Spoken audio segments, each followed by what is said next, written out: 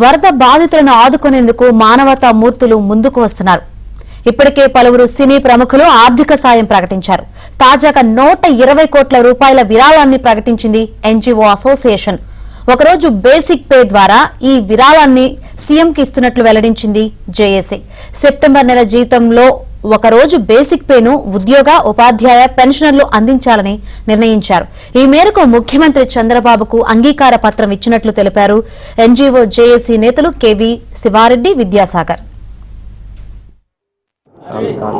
ఉద్యోగులు, ఉపాధ్యాయులు, పెన్షనర్స్ అందరం కూడా మేము కూడా ఒకప్పుడు ఉద్యోగులు కాకముందు ప్రజలతో సమానంగా మేము కూడా ఆ భాగం మాకు కూడా తెలుసు కాబట్టి ఎప్పుడు విపత్తులు జరిగినా ఉద్యోగ, ఉపాధ్యాయులు, కార్మిక, పెన్షనర్స్ తరఫున మేము ఎంతో బేసిక్ అనౌన్స్ చేయడం ఆనవాయితీ.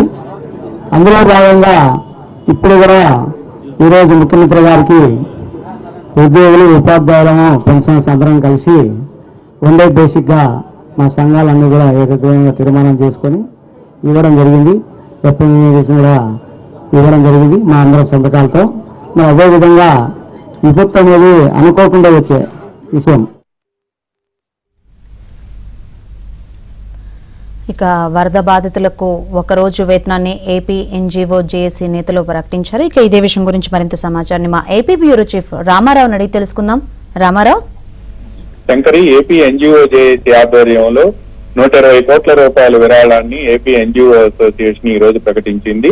ఒకరోజు బేసిక్ పే ద్వారా ఈ 120 కోట్ల రూపాయల విరాళాన్ని ముఖ్యమంత్రి సహాయ నిధికి ఇస్తున్నట్టు కూడా జేఏసీ ప్రకటించింది. జేఏసీ నేతలు శివారెడ్డి, విద్యాసాగర్ ఈ రోజు అంగీకార పత్రాన్ని ముఖ్యమంత్రి చంద్రబాబు నాయుడుకి అందించడమే కాకుండా తాము కూడా ప్రజల నుంచే వచ్చామని, వరద ప్రభావిత ప్రాంతాల్లో ఉండే తమ సోదరులను ఆదుకునేందుకు ఈ ఆర్థిక సహాయాన్ని వినియోగించాలి అని కూడా చంద్రబాబు నాయుడుకి విజ్ఞప్తి చేశారు. అయితే తమ బేసిక్ పే ఏదైతే ఒకరోజు వేతనంలో ఉండే బేసిక్ పే ఉంటుందో ఆ బేసిక్ పే మొత్తం కలిపితే 120 కోట్ల రూపాయలు అవుతుందని, ఈ 120 కోట్ల రూపాయలను కూడా ఈ నెల జీతాల నుంచి మినహాయించుకోవాలి అని కూడా చంద్రబాబు నాయుడుకి విజ్ఞప్తి చేశారు. ముఖ్యమంత్రి కూడా అసోసియేషన్ నేరుగా వచ్చి తాము అడగకుండానే అంగీకార పత్రం ఇవ్వటం పట్ల ఆనందం వ్యక్తం చేయడమే కాకుండా అందరం కలిసి వరద బాధితులను ఆదుకునేందుకు ముందుకు రావాలని, అందరూ కూడా తమ విధిగా మానవతా సాయం చేయాలి అని కూడా చంద్రబాబు నాయుడు విజ్ఞప్తి చేశారు.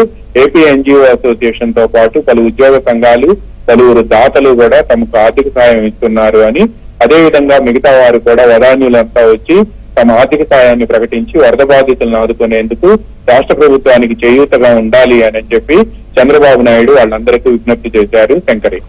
Right, thank you Ramarao.